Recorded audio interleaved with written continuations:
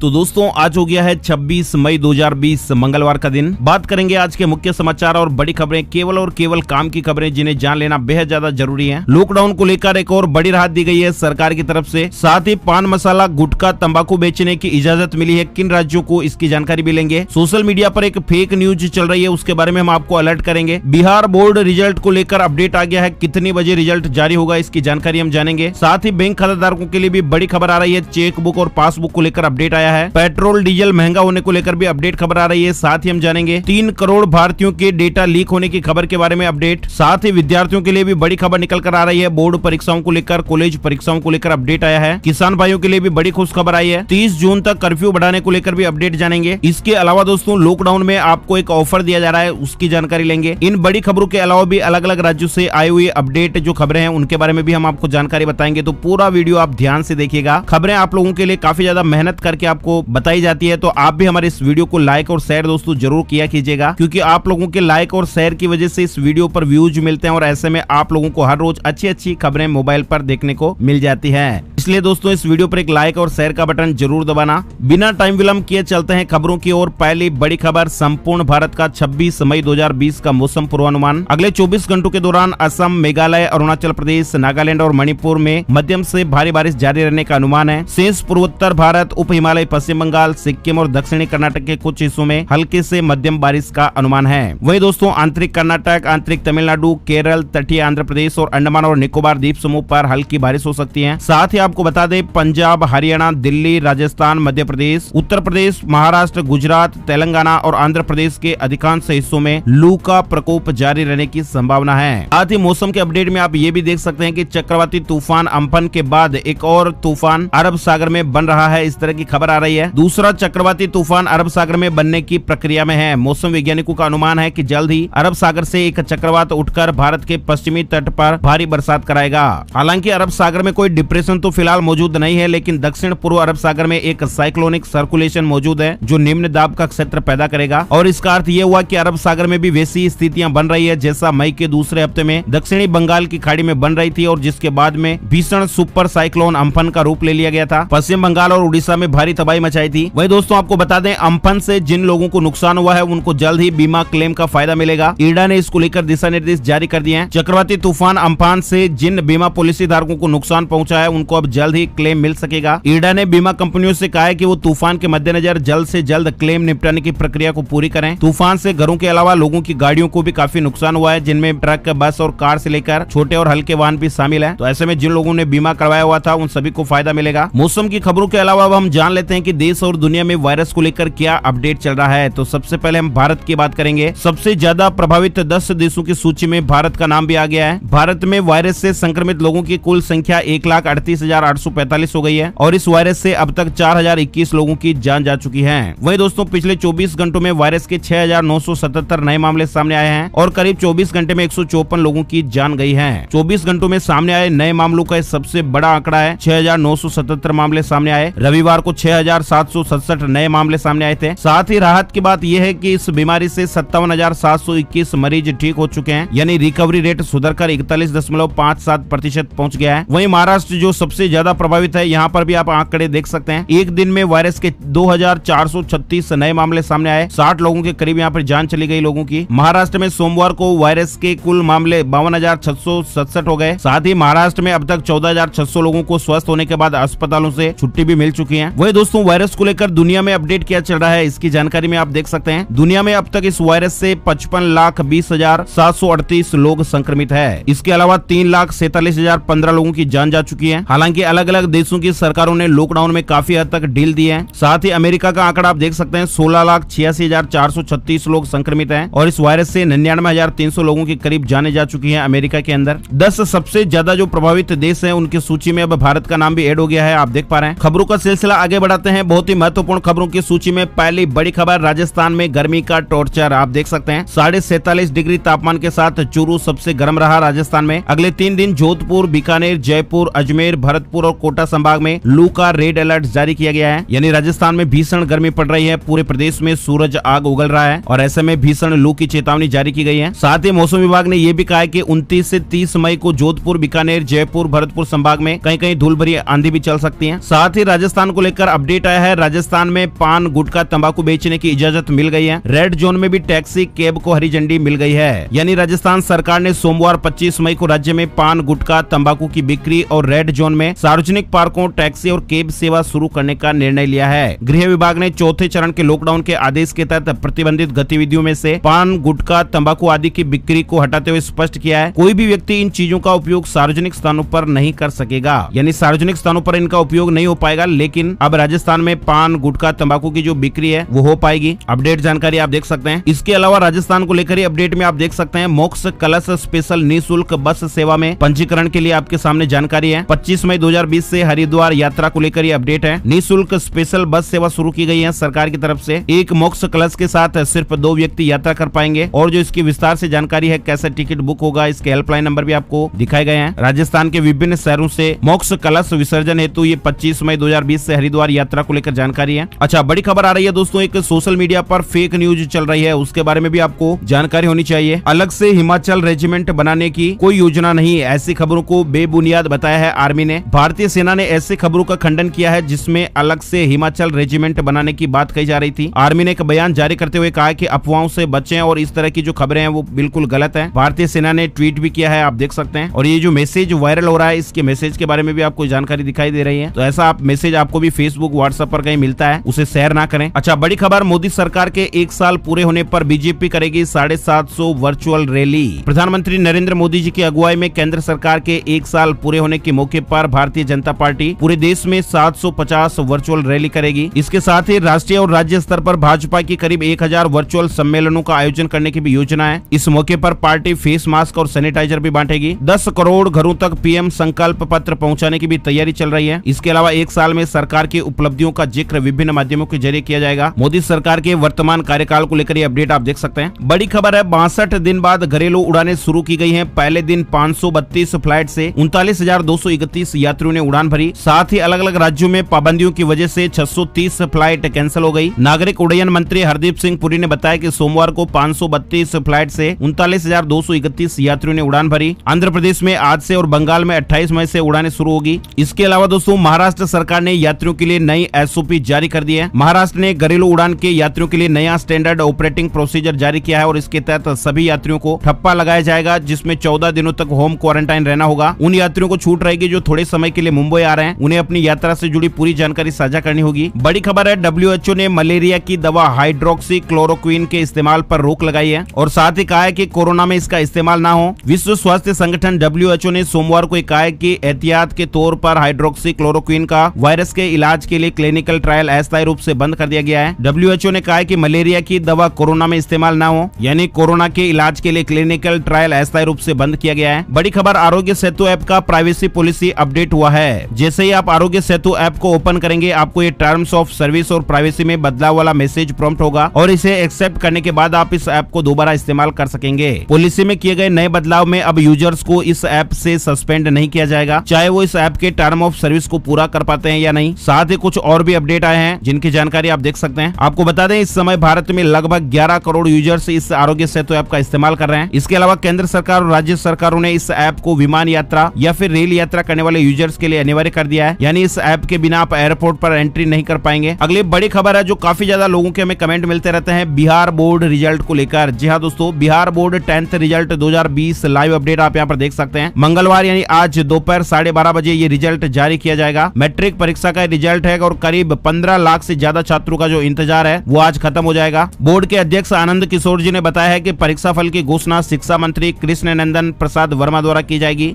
Result को आप इस वेबसाइट पर देख सकते हैं। 2 वेबसाइट आपको स्क्रीन पर दिखाई गई है। तो आज 26 मई मंगलवार को दोपहर 12:30 बजे बिहार की 10वीं क्लास का रिजल्ट जारी हो रहा है। सभी विद्यार्थियों को हमारी टीम की ओर से ढेर सारी शुभकामनाएं, बधाइयां। बड़ी खबर आ रही है दोस्तों, पीएनबी, ओबीसी और यूनाइटेड बैंक को लेकर अपडेट। पंजाब नेशनल बैंक में ओरिएंटल बैंक ऑफ कॉमर्स और यूनाइटेड बैंक ऑफ इंडिया का मर्जर हो गया है। मर्जर के बाद जो नया बैंक बना है उसका नाम पंजाब नेशनल बैंक ही है। यानी ग्राहकों की तरफ से इन तीनों बैंकों में अपने अकाउंट को लेकर लगातार कई तरह के सवाल पूछे जाते हैं और इसी संबंध में पीएनबी पीएनबी ने विलय के बाद चेकबुक और पासबुक के बारे में जानकारी दी है। पीएनबी ने यह भी बताया है कि क्या इसके बाद कैश विड्रॉल कोई लिमिट होगी या नहीं, तो ये जानकारी में आप देख सकते हैं। पीएनबी ने इस बारे में जानकारी दी है कि विलय के बाद भी जब तक अगली अधिसूचना जारी नहीं की जाती है, जब तक इन तीनों बैंकों के चेकबुक और पासबुक वैध रहेंगे, यानी इन बैंकों के ग्राहकों को चिंता करने की जरूरत नहीं है। पीएनबी बैंक ने इसको लेकर ट्वीट भी किया है। दो मेन सवाल है जिसमें आप देख सकते हैं, मेरी चेकबुक या पासबुक का क्या होगा। तो ऐसे में विलय की तारीख के बाद अगली अधिसूचना तक आपके चेकबुक और पासबुक जो है वो मान्य होंगे, चाहे आपका खाता पीएनबी में हो, चाहे ओबीसी में हो, चाहे यूनाइटेड बैंक में हो, आपको कोई परेशानी नहीं होगी। अच्छा, इसके अलावा विलय के बाद क्या मेरे खाते में नकद निकासी में कोई लिमिट या प्रतिबंध होगा, तो यहाँ पर देख सकते हैं जवाब नहीं। नकद निकासी की सीमा पहले की तरह ही बनी रहेगी। हालांकि तीनों विलय बैंकों में से आपके मूल बैंक को छोड़कर किसी से भी नकद निकासी के लिए प्रतिदिन 3 वित्तीय लेन देन की एक अस्थायी सीमा है। ये अपडेट आप देख सकते हैं। बड़ी खबर आ रही है उत्तर प्रदेश को लेकर। योगी सरकार ने बड़ी घोषणा की है। प्रवासी मजदूरों के लिए बने माइग्रेशन कमीशन का जो नाम है वो कामगार श्रमिक कल्याण आयोग होगा और इसके तहत उत्तर प्रदेश के सभी कामगारों और श्रमिकों को रोजगार मुहैया कराने के साथ साथ सामाजिक सुरक्षा की गारंटी भी दी जाएगी और इसके बाद व्यापक स्तर पर रोजगार उत्तर प्रदेश में ही उपलब्ध कराने की कार्रवाई को भी आगे बढ़ाया जाएगा। मुख्यमंत्री ने कहा कि 1-2 दिन में आयोग के गठन की कार्रवाई सुनिश्चित कर ली जाए। अगली बड़ी खबर दोस्तों, ओला उबर को मिली छूट। गुरुग्राम से दिल्ली आना जाना आसान होगा। रेलवे स्टेशन और एयरपोर्ट तक जाने के लिए सर्विस मिलेगी। गुरुग्राम जिला प्रशासन ने लोगों को ट्रेन या फ्लाइट का कंफर्म टिकट होने पर एयरपोर्ट या फिर रेलवे स्टेशन तक सिर्फ कंफर्म टिकट दिखाकर जाने की इजाजत दी है। वहीं अगली बड़ी खबर आ रही है कि 1 जून से इस राज्य में महंगा हो जाएगा पेट्रोल डीजल और इस राज्य का नाम है दोस्तों मिजोरम। मिजोरम सरकार ने 1 जून से पेट्रोल पर 5% और डीजल पर 2.5% यानी 2.5% वैट बढ़ाने की घोषणा कर दी है। यानी अब पेट्रोल पर 20% की जगह 25% और डीजल पर 12% की जगह 14.5% वैट वसूला जाएगा। मिजोरम को लेकर अपडेट जानकारी में देख सकते हैं। अगली बड़ी खबर उत्तर प्रदेश को लेकर ही। लाखों कामगारों को सीएम योगी की सौगात। सभी को जल्द रोजगार ट्रेनिंग के दौरान भत्ता भी मिलेगा। यानी प्रशिक्षण के दौरान कामगारों या श्रमिकों को ट्रेनिंग भत्ता देगी योगी सरकार। यूपी में प्रवासी रोजगार आयोग के गठन की प्रक्रिया को तेज कर दिया गया है। जैसा कि आप लोगों ने भी देखा, 15 लाख श्रमिकों की स्किल मैपिंग हुई है। अब माइग्रेशन कमीशन की इजाजत के बिना दूसरे राज्यों में आपको नौकरी नहीं मिलेगी। अन्य राज्यों से आए हुए कामगारों या श्रमिकों को उनके जिले में ही काम मिलेगा। यानी लॉकडाउन के चलते दूसरे राज्यों से उत्तर प्रदेश लौटे करीब 25 लाख से ज्यादा कामगारों में से 15 लाख लोगों की स्किल मैपिंग हो चुकी है और जल्द ही इनको ट्रेनिंग दी जाएगी और इसके बाद उन्हें रोजगार दिया जाएगा और रोजगार में भत्ता भी मिलेगा। ये भी देख सकते हैं आप। डेटा के आधार पर अन्य राज्यों को भी कुशल कामगार उपलब्ध कराए जाएंगे और कामगारों का ऐसा डेटाबेस तैयार करने वाला उत्तर प्रदेश देश का पहला राज्य बन गया है। और भी क्या क्या सुविधाएं मिलेगी कामगारों को, इसकी विस्तार से जानकारी आप इस वीडियो को थोड़ा सा रोक करके देख सकते हैं। वहीं बड़ी खबर आ रही है गाजियाबाद को लेकर। दिल्ली बॉर्डर फिर से सील करने के आदेश दिए गए हैं। पास दिखाने पर ही एंट्री मिलेगी। दिल्ली गाजियाबाद बॉर्डर पर आवागमन को काफी आसान कर दिया गया, लेकिन गाजियाबाद में वायरस के बढ़ते मामलों को देखते हुए स्थानीय प्रशासन ने गाजियाबाद दिल्ली बॉर्डर को फिर से सील करने के निर्देश आदेश जारी किए हैं। Doctor, paramedical staff, police, bank कर्मचारियों के लिए किसी भी पास की जरूरत नहीं होगी। उनका परिचय पत्र मान्य होगा। इसके अलावा ट्रक, बैंकिंग सेवा से जुड़े वाहन, जरूरी सामान की सप्लाई करने वाले वाहनों को बिना किसी पास के ही बिना रोक टोक निकलने की मंजूरी होगी। तृतीय और चतुर्थ श्रेणी कर्मचारियों को ऑफिस से जारी पास दिखाने होंगे।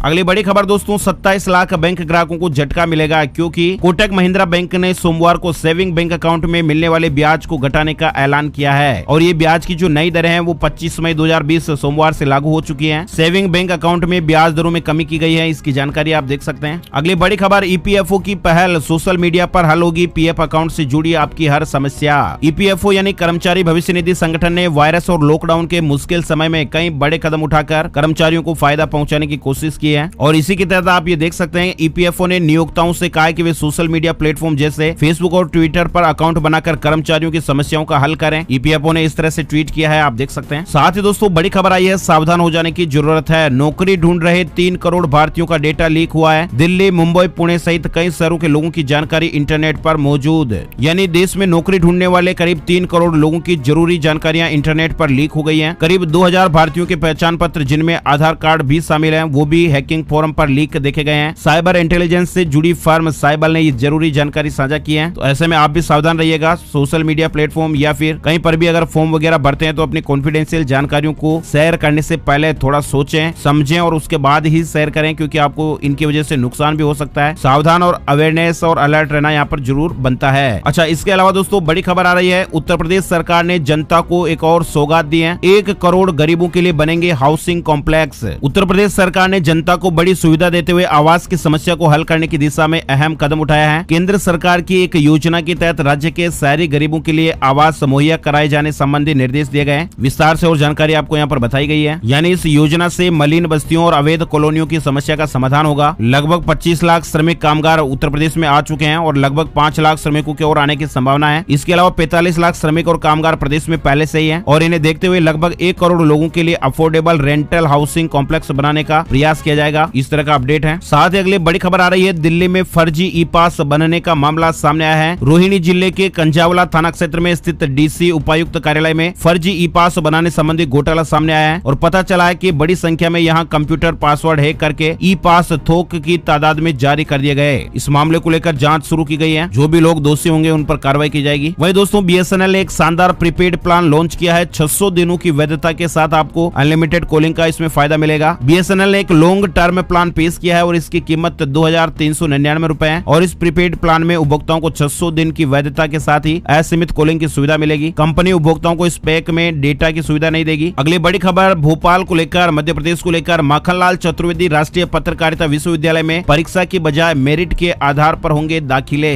लॉकडाउन की वजह से पत्रकारिता विश्वविद्यालय प्रशासन ने ऐसा निर्णय लिया है। दाखिले की प्रक्रिया मई अंत या जून के पहले सप्ताह से शुरू होने की उम्मीद है। ये प्रक्रिया पूरी तरह से ऑनलाइन होगी। साथ ही मध्य प्रदेश को लेकर एक और खबर आ रही है। मुख्यमंत्री शिवराज ने कहा एमपी में किसानों से 31 मई तक गेहूं खरीदा जाएगा। इसके लिए एसएमएस भी भेजे जाएंगे। मुख्यमंत्री ने कहा कि किसानों की मेहनत के बदौलत प्रदेश में रिकॉर्ड खरीदारी हुई है। अब तक 15,03,000 किसानों से 114,70,000 मीट्रिक टन गेहूं खरीदा जा चुका है। मध्य प्रदेश को लेकर एक और बड़ा अपडेट आया है। 29 जून से 31 जुलाई के बीच आयोजित होंगी स्नातक और स्नातकोत्तर की परीक्षाएं। यानी मध्य प्रदेश में सभी विश्वविद्यालयों की स्नातक और स्नातकोत्तर और अन्य पाठ्यक्रमों के लिए अंतिम वर्ष या सेमेस्टर की परीक्षाएं 29 जून से 31 जुलाई के बीच आयोजित की जाएगी। बाकी परीक्षाएं वायरस संक्रमण पर लगाम लगने के बाद आयोजित होगी। मध्य प्रदेश सरकार ने ऐसा ऐलान किया है। बड़ी खबर आ रही है, रियलमी ने लॉन्च किया है भारत में सबसे किफायती स्मार्ट टीवी वॉच। जी हाँ दोस्तों, स्मार्टफोन निर्माता कंपनी रियलमी ने सोमवार को भारतीय बाजार में पहली बार अपनी स्मार्ट टीवी सीरीज और वॉच को लॉन्च किया है। कंपनी ने मार्केट लीडर Xiaomi को कड़ी टक्कर देने के मकसद से इनको कंपनी ने लॉन्च किया है। स्मार्ट टीवी की शुरुआती कीमत 12,999 रुपए रखी गई है। और भी जानकारियां यहाँ पर दिखाई गई है। साथ ही आप देख सकते हैं राजस्थान में वायरस टेस्ट की क्षमता बढ़कर 16,250 हो गई है और इस माह के अंत तक यानी मई अंत तक राज्य में करीब 25,000 जांचें प्रतिदिन करने की क्षमता विकसित कर ली जाएगी। इस तरह की खबर है। राज्य में अब तक 3,27,000 से ज्यादा लोगों के सैंपल लेकर जांच की जा चुकी है। वही दोस्तों अगली बड़ी खबर हरियाणा को लेकर, किसानों के नुकसान की होगी भरपाई, भावांतर योजना में रजिस्ट्रेशन कराएं। किसानों को हो रहे नुकसान की भरपाई के लिए हरियाणा में भावांतर भरपाई योजना के लिए रजिस्ट्रेशन शुरू कर दिए गए हैं। जो किसान लॉकडाउन के चलते इस योजना में रजिस्ट्रेशन नहीं करा पाए हैं उन्हें फिर से मौका दिया जा रहा है और रजिस्ट्रेशन की तारीख 31 मई कर दी गई है। यानी किसानों को अपने फल सब्जियों को औने पौने दामों पर बेचने को मजबूर होना पड़ा है। इसके अलावा किसानों को उनकी उपज की लागत भी नहीं मिल पा रही है। ऐसे में उनके नुकसान की भरपाई के लिए ये योजना है सरकार की। इन फल सब्जियों की खेती करने वाले किसान मेरी फसल मेरा ब्यौरा वेबसाइट पर जाकर अपना पंजीकरण करवा सकते हैं। इसके अलावा ई दिशा के मार्केटिंग बोर्ड और बागवानी विभाग के कार्यालय में आकर भी रजिस्ट्रेशन सुविधा उपलब्ध है। साथ ही बड़ी खबर आ रही है बिहार को लेकर, फरवरी से मार्च की फसल क्षति इनपुट सब्सिडी 14 लाख किसानों के बैंक खातों में भेजे गए 401 करोड़ रुपए। इसके अलावा अप्रैल में हुए नुकसान का भुगतान भी जल्दी कर दिया जाएगा। कृषि मंत्री ने इस तरह का अपडेट दिया है, आप देख सकते हैं। वहीं दोस्तों अगली बड़ी खबर आ रही है कर्फ्यू को लेकर। हिमाचल के 2 जिलों में 30 जून तक बढ़ाया गया है कर्फ्यू को। हिमाचल प्रदेश सरकार ने जिला दंडाधिकारियों की धारा 144 के तहत प्रदत्त शक्तियां 30 जून तक बढ़ा दी हैं और इन्हीं शक्तियों का प्रयोग करते हुए सोलन और हमीरपुर जिला के डीसी ने कर्फ्यू अवधि बढ़ाई है। जिलों में 24 मार्च को घोषित कर्फ्यू को 30 जून तक बढ़ाने की अधिसूचना जारी कर दी गई है, ऐसा अपडेट आ रहा है। कर्फ्यू ढील पहले की भांति सुबह 8 से शाम 4 बजे तक रहेगी। शाम 7 बजे से प्रातः 7 बजे तक आवश्यक गतिविधियों को छोड़कर व्यक्तियों के आवागमन पर प्रतिबंध रहेगा। यह आदेश तुरंत प्रभाव से लागू है और 30 जून तक प्रभावी रहेंगे। हमीरपुर जिला में भी कर्फ्यू 30 जून तक बढ़ा दिया गया है। ये फैसला प्रशासन की ओर से लिया गया है। कर्फ्यू को लेकर ये अपडेट है। वहीं दोस्तों अगली बड़ी खबर आ रही है केंद्रीय माध्यमिक शिक्षा बोर्ड की 10वीं और 12वीं परीक्षाओं को लेकर। सीबीएसई ने 1 जुलाई से 15 जुलाई के बीच सोशल डिस्टेंसिंग के साथ शेष परीक्षाएं आयोजित करने के लिए 12,000 परीक्षा केंद्र बढ़ाए हैं। यानी पहले 3,000 परीक्षा केंद्र चिन्हित थे, इन्हें बढ़ाकर 15,000 कर दिया गया है ताकि विद्यार्थी सोशल डिस्टेंसिंग के साथ एग्जाम दे पाए। एचआरडी मंत्री निशंक ने इस तरह की जानकारी दी है, आप देख सकते हैं। अच्छा, छत्तीसगढ़ को लेकर बड़ी खबर आई है। छत्तीसगढ़ में लाख की खेती को भी मिलेगा कृषि का दर्जा। सीएम भूपेश बघेल ने सहमति दी है, यानी लाख की खेती को अब कृषि का दर्जा दिया जाएगा। और इसका जो सबसे बड़ा फायदा होगा वो दोस्तों ये होगा कि छत्तीसगढ़ में लाख की खेती को कृषि का दर्जा मिलते ही लाख उत्पादन से जुड़े किसानों को भी सहकारी समितियों से अन्य किसानों की तरह EMI आसानी से ऋण उपलब्ध हो सकेगा। छत्तीसगढ़ राज्य में लाख की खेती की अपार संभावनाएं हैं। अगली बड़ी खबर देख सकते हैं, एसी और फ्रिज खरीदने पर आप 2000 रुपए तक की छूट का फायदा ले सकते हैं। फ्लिपकार्ट इन दिनों ग्राहकों को इन प्रोडक्ट पर 2000 रुपए तक की छूट दे रहा है। फ्लिपकार्ट के इस ऑफर का फायदा उठाने के लिए HDFC बैंक का क्रेडिट या डेबिट कार्ड होना जरूरी है। 27 मई तक आप इस ऑफर का फायदा ले सकते हैं। HDFC बैंक के क्रेडिट और डेबिट कार्ड के EMI ट्रांजैक्शन पर 10% की छूट मिलेगी। तो इस तरह से आप ये जानकारी देख सकते हैं। अगली बड़ी खबर gold price today silver price today update को लेकर लगातार 5वें महीने अप्रैल में सोना आयात में गिरावट हुई है। स्वर्ण आभूषणों का जो निर्यात है वो 98.74% गिर गया है। भारत दुनिया का सबसे बड़ा सोना आयातक है और देश में हर साल करीब 800 से 900 टन सोने का आयात होता है। सोने चांदी के करंट रेट आज उपलब्ध नहीं है, कल वाले वीडियो में अपडेट बताएंगे। तो दोस्तों आज के वीडियो में फिलहाल बस इतनी ही खबरें। कैसा लगा ये वीडियो आप कमेंट में जरूर बताना, और हाँ, पहली बार ये वीडियो देख रहे हैं तो सब्सक्राइब वाला लाल बटन जरूर दबाना, ताकि आपके मोबाइल पर ऐसी काम की खबरें हर रोज आपको मिलती रहेगी। आपका बहुत बहुत धन्यवाद। जय हिंद, जय भारत, वंदे मातरम।